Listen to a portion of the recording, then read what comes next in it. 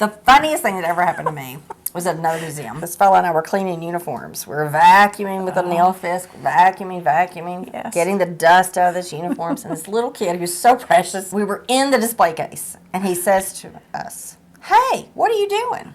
Why are you doing that?" And then finally, his last question was, "Do you get paid enough for that?" And we both turned around and went, "No." My name is Joanna Stephens, and I'm the curator for the Battle of Franklin Trust. And I'm Beth Trescott. I'm the collections manager at the same place. We work together every day, and we have various responsibilities. One of the things we really love to debate and talk about is object conservation, structure conservation. We've learned over the years of working together that a lot of people we know don't know the difference between what is conservation, preservation, and restoration. Absolutely. That's it. It's very exciting. It's very exciting. On a daily basis, I do a lot more preservation because I'm dealing with the objects, processing it, caring for it, handling it, usually receive them. How do we care for it? Where does it go? In a magic, perfect world, we would have endless supplies of money and storage and boxes and all of those And beautiful rooms. Yes. things. As an institution, you are held to a higher standard in terms of treatment of objects, risks that you're willing to put on objects. And so there's a lot of different factors that weigh into that. So behind us, we have some of our archaeological collection, but we also have architectural salvage as well. These are original brackets and architectural elements from Carnton. And I have some of those saved for Carter House as well. And as we're working at Rippavilla, we have more things from Rippavilla. I left a nail on your desk this morning. Yeah, we're quick. You're quick. Look at how much I'm doing.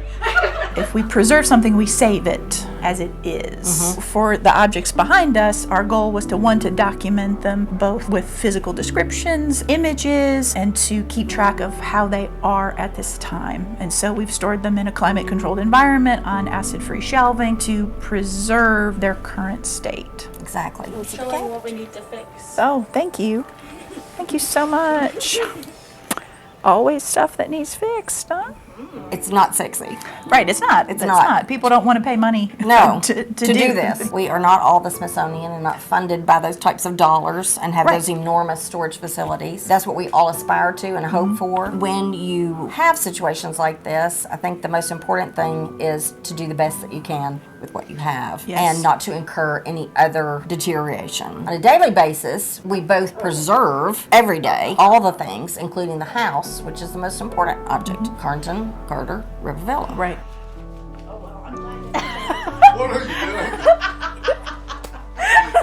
You moved that thing. And if they get into jeopardy, then we need to conserve them. And if they become such a state that they no longer can remain as they are, as behind us, you can see here at Carnton, the railing and the balusters had to be pulled. But we kept them so that we could continue to use them as a reference. So the porch has been restored.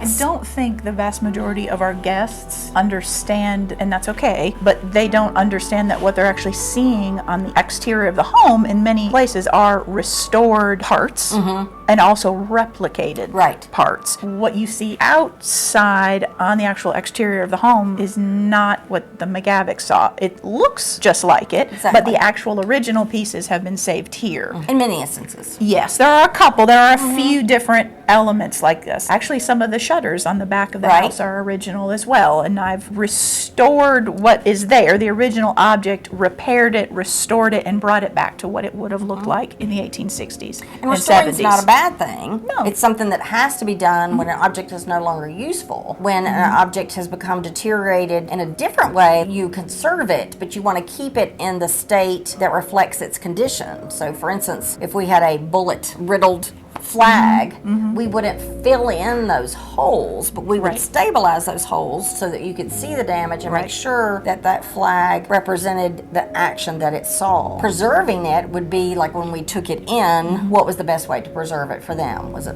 laying flat? Was it rolling it? What was its need so that it could make it to the next level when you had the money and the funds that you could conserve it and stabilize it so it could continue its life? Really the whole purpose of all of this, the longevity. of an object? How long can we preserve it so that it will make it to the next generation or the 10th generation down? They're very costly. They're costly. Very, very expensive. And as you said, it's not very exciting to give money to something like that, because often it doesn't look a lot different when you're done. Yes. But if you don't do that, right, the question is, of course, what's going to happen? Should we just let it be? Should we let nature take its course? Are we throwing tens or in some cases hundreds of thousands of dollars away trying to repair objects and structures? Is it really worth it? I, of course, would argue yes, but I know not everybody. That is what we do. It's not just about the structure, the four walls of a building, or the things on a shelf. It's how can they benefit us, and also the collective us, right? Carter House with the floor cloth. So we found a scrap of original floor cloth under a threshold. We were able to take that original material and then recreate. So we preserved the piece of original floor cloth, right? So that nothing further would happen to it. We protected it as best we can. And then we used that as a tool to create a reproduced piece that reflects what they actually had. And although it was very costly to do that, it shows how they lived, and it shows the function of that space, and it shows how the slaves would have had to clean that space.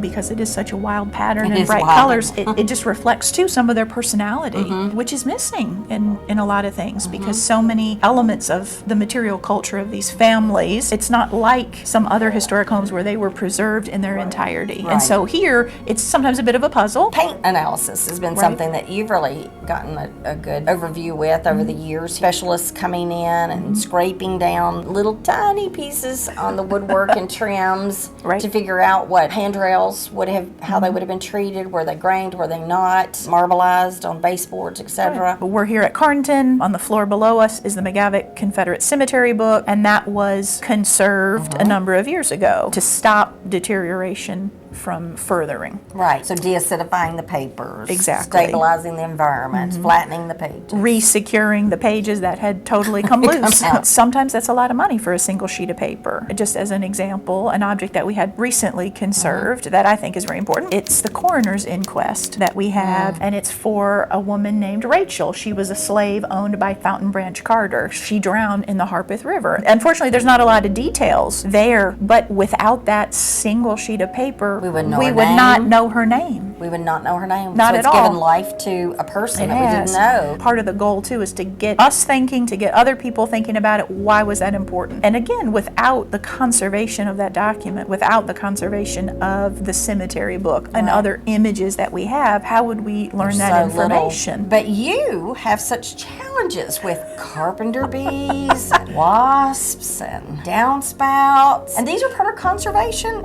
and restoration. That's true. Perhaps preservation, if you even want to go there too. Joanna has to run around taking care of toilets. Yes, so she gets a lot of glamorous things. People think our jobs are glamorous. Oh, it's wonderful. I wish you could do that. Has anyone ever really said that our job is glamorous? Oh, yes! The maintenance of an old home, the work on old objects, it's never ending. Never ending. With 3 sites, it's very exhausting. And 1 human, I'm not gonna lie. Old houses require a lot of work, and they require a lot of attention. You feel like you're getting ahead in one area, the back porch at Carnton, for example, but then you look at the front porch and you're like, oh, yeah, I got to do that too. Or you're at Ripavilla and you're like, oh, I've repointed the whole side of the house, no water's coming in, and then you get a phone call that says, oh, wait, there's water coming on the other side now. Somebody calls and says the threshold at the farm office is a little saggy. Right, or the lock's broken. Yeah. And that's part of it. And the door's fallen. That's part of it. It's June.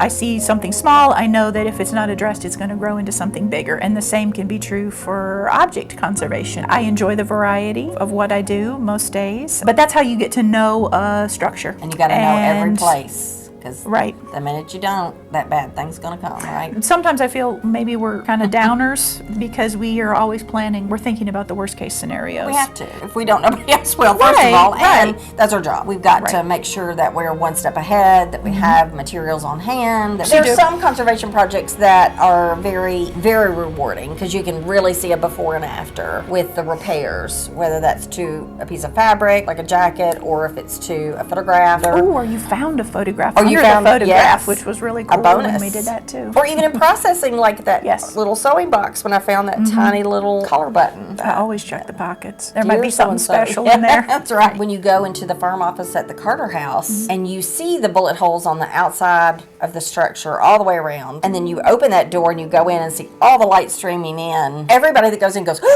and that's the best of all. You have been able to evoke that feeling that in some small way evokes the feeling of the horror. And finding new things still between all of the wood. In the farm office, I found plaster, lath, wallpaper that we had no knowledge that it even existed. And 69 caliber bullets. And we found bullets still And in a the harmonica. wall, and a harmonica, Yeah. and all kinds of other things, which just furthered the story of that structure, both before and after, and also during the battle itself. Working on that structure was just really incredible. And you want to talk about not glamorous.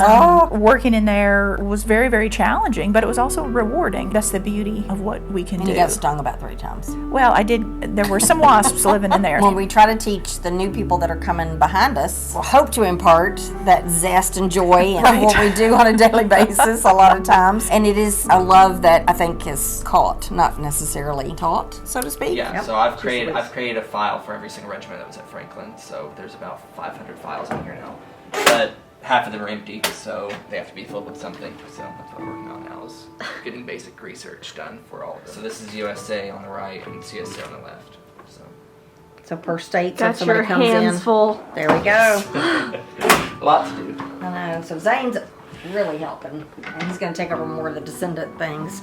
What do you hate so much? By being in Yeah. the situation, you're like, oh, I get to find that. Oh, I get to touch that. Oh, I get to see that firsthand. Something new every day. Like we said, that's It is. probably the best part of it all. Nothing is the same. Working in this world is you have to be open to shifting your mindset, because something that you thought was true, then you see a letter or you read a diary or you find something else and you learn, no, it was different than I Right. thought. History is always changing. And I think that's why people turn off a lot from history, is they think it's just a date, it's just this, Names it's just and that. dates and a But it's recitation puzzle of pieces, facts. You know, how does it all connect, and how does it connect to me today? And Yeah, what why went is it before still me? important? Yeah. We have to be honest about what we know, what we don't know, and what we've learned. Mm-hmm. Learning the things that are difficult is part of it as well. You And have to admitting when you're adapt and wrong, adjust. or you made the wrong choice. That's right. That's not a negative, it's a positive. What can you do better next time with new knowledge, new information, Right. new money, whatever Right. that is? It's going to change and alter how things are preserved, conserved, restored. Absolutely. Right? Oh, That was that good. is iconic. The end. The end.